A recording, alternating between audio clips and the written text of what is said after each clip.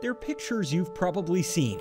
A turbulent 2020 marked to many by stress at home and unrest in the streets, underscored by a contentious election. Firearms instructor Kenneth Thornton tried to sum it up. And the world is getting, I would say... And listen to the word he uses. A little bit more violent. Violent. And people want to be able to protect themselves and their families. So let's verify. Are we seeing a record number of gun sales ahead of the 2020 election? Here are sources, statistics from the FBI, and David Chipman, a retired ATF agent of 25 years, now an advisor for Giffords, a gun violence prevention organization. He confirms there's no national registry for gun sales. So we don't really know, so we have to make estimates. That's where the Brady Act of 1993 comes in. It requires federally licensed firearms dealers to conduct background checks on buyers, and the FBI tracks those checks. It's not perfect and far from all gun sales, but Chipman says it's the best data we can use to compare years.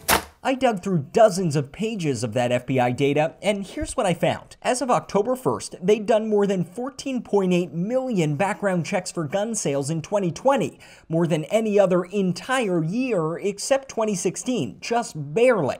And they've likely surpassed it by now. Can we pinpoint specific events that likely caused the surge? The first spike we got was as a result of COVID. The FBI stats show in March, background checks for gun sales nearly doubled, close to 2.3 million, amid fears of lockdowns, supply shortages, and the possibility gun shops would close. I think some percentage of people decided, I gotta buy a gun just to be safe. And then we were met with protests following the murder of George Floyd. Floyd's death sparked weeks of protests, and the stats show gun sales surged again, with more than 7 million background checks for gun sales between June and September. Just look at how that compares to the past 4 years. So gun sales are unprecedented this year.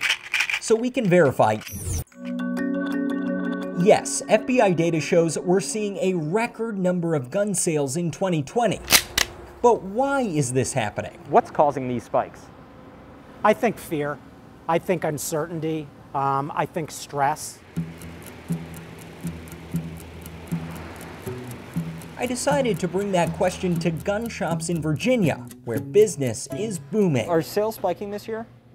Tremendously. George Widener co-owns First Strike Munitions in Fredericksburg. I would say at least double, at the very least. Stephen Garris is a store clerk at Clark Brothers Gun Shop in Warrenton. Why are people buying so many firearms? They watch the news and they hear about defunding police forces. They see police stations being burnt down, people's personal businesses being interrupted. They're just worried about their own security. Probably biggest increase has been first-time buyers and women. They've been coming in and looking for things to protect themselves, now realizing that they can't rely on other people to do it for them. I met Kathy Dodge and her husband Jim outside a shooting range. How confident are you feeling with your gun? Really good. Kathy just bought her first firearm. Well, I'm worried that no matter who wins the election, that there might be some outbreaks of violence. I hope not, but it worries me. And you think your gun may protect you? If it comes to my home, yes. I believe it could help. And if Sleepy Joe Biden wins, your Second Amendment will be eliminated and your firearms will be confiscated. The stats don't explain how this heated election may be a factor, but they do show that since 2008, every presidential election year has seen a sizable surge, at least 12%, in background checks for gun sales. You think if Biden wins, you're going to see more sales? Oh yeah.